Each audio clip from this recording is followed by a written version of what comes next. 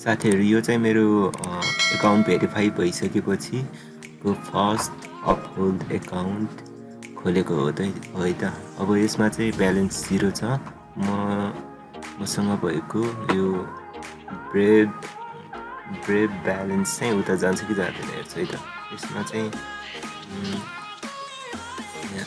यहाँ जानुस्, brave rewards भन्ने हुन्छ। यहाँ चाहिँ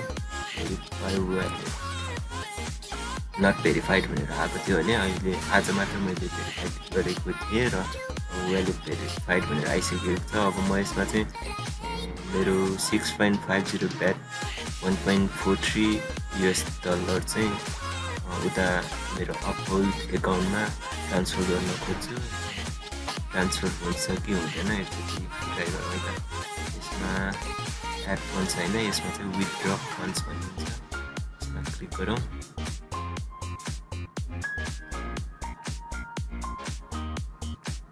वाउ, हेर्नुहोस् त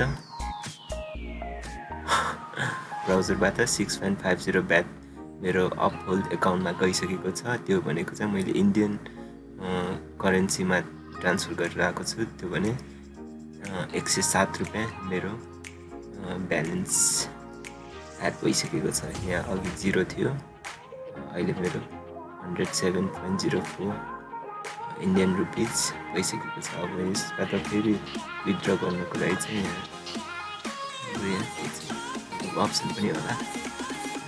अहिले मैले चलाउन चाहिन, पछि मलाई चाहिने होला चाहिँ म यसलाई विथड्र पनि गरेर देखाउँदैछु। र त्यस भिडियोको लागि चाहिँ तपाईँहरूले मेरो च्यानल हेर्दै गर्नु होला। यसलाई बिदा हुन्छु, धन्यवाद।